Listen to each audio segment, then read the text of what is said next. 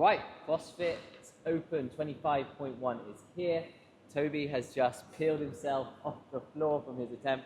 Toby, talk to us. It's a strange one. 15 minutes is a long time, and you can definitely get it very wrong. And there's some things you can do definitely get it very right. I think I did what I needed to in the right places. I think my strategy was good, but we're going to see across the weekend, see where everyone else gets, see what Simon gets.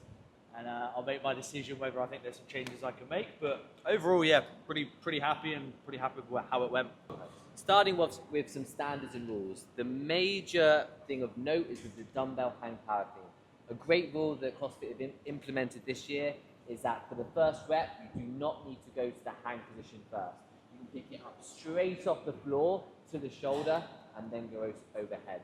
Now this counts if you put the weight down, the dumbbell down during a bigger set as well.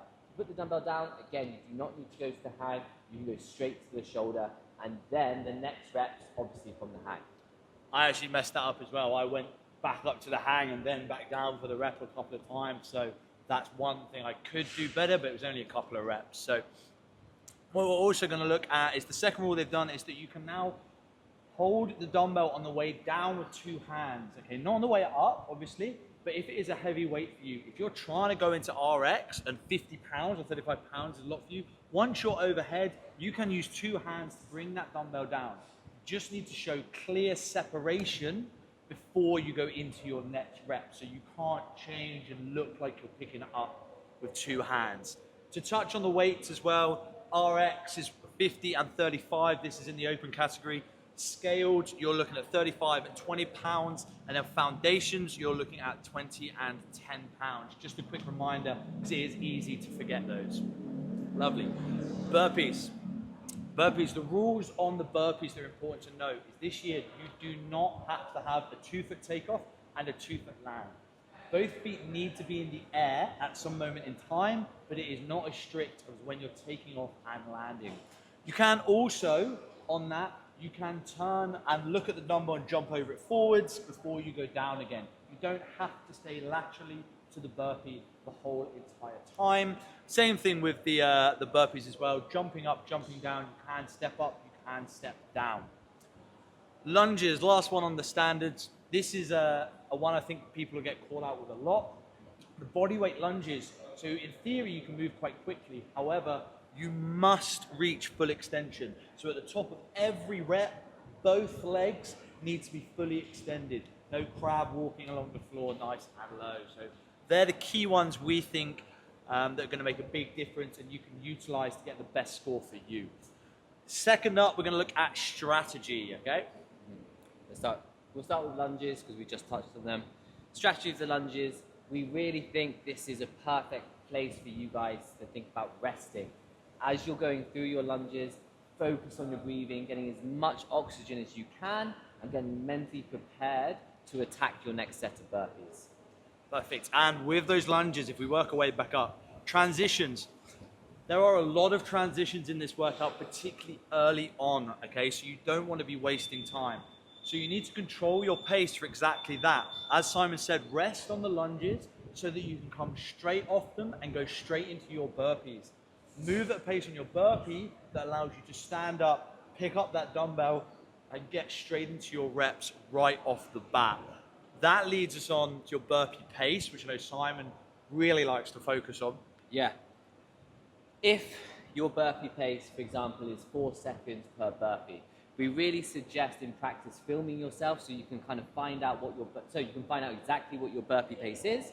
If you start at a 4-second burpee pace, and you slow throughout the workout to say a 5-second pace. If you're on the round of 15 burpees, you're going to be 15 seconds slower on that set, which is a lot of time. So what we need to do on the burpees is stay as consistent as possible.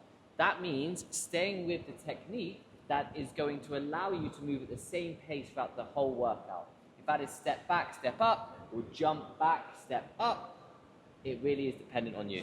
For example, if you are hoping to get up to around 100 burpees, which is I think is midway through the set of 24-ish.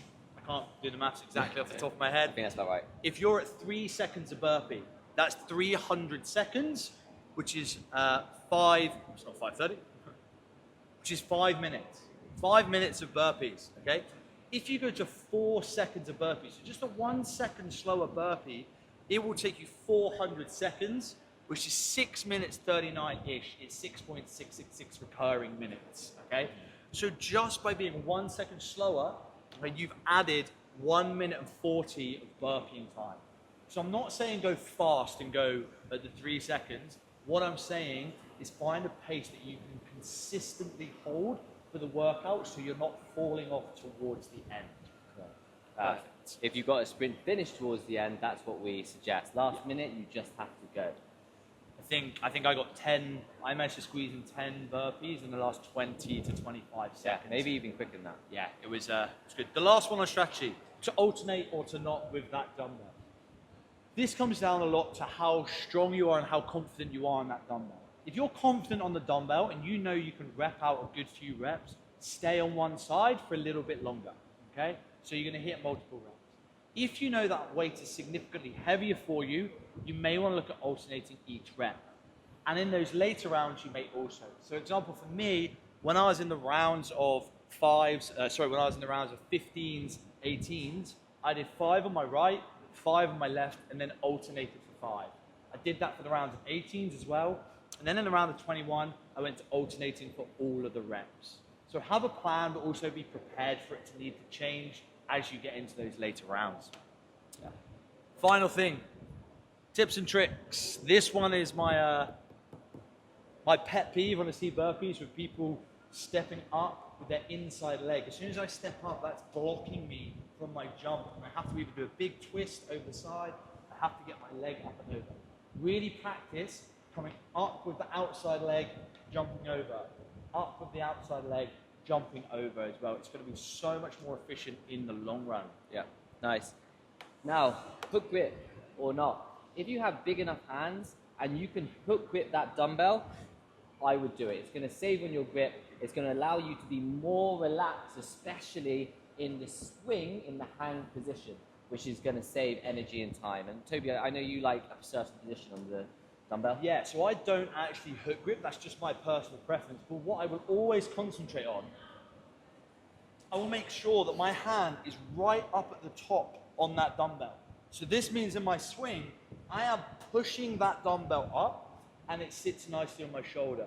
If I hold towards the back, I'm going to get this big swing of the dumbbell as it comes up. So I'm really having to pull it up and it swings back on top. Okay. So 2 key things. Even if you're not going to hook grip, get that hand right up to the top of the dumbbell. Next up, chalk. Like chalk a marking point for your dumbbell, maybe your hands for your burpee. This is going to make sure that your feet are jumping over that dumbbell. Do not get silly no reps. Prepare yourself and prepare yourself for success. So chalk what you need to. As well, just chalk. We're in Asia, a lot of us. It's really hot. It's really sweaty. You don't want to be slipping out of that dumbbell. That's the last thing that you want to happen. And then our final tip to set you up for success, the lunges, you want to be really precise and control your breathing, control your body. So count your steps beforehand. Know how many steps it's going to take for you to get across. Know whether you need to maybe shorten or lengthen your steps slightly to ensure that your heel is getting all the way over. Key example of that is I have a longer stride, so I've got quite good mobility in my hips, so I did 4. And I was really precise with 4 reps, and I know that we tested together, and Simon's going to go for 5 slightly quicker steps, but they're slightly shorter than mine, okay? So there are big things, there are big takeaways. If there's anything else you have questions on, just drop us a message. If you're on our Add a Coach as well, make sure you reach out to your coach for any specific questions for you, because they're going to have a better idea of what you've been doing in the build up to that. And at the end of the day, let's crush 25.1. Yeah. And hopefully we don't need to do a redo because you crushed it first time round. Exactly.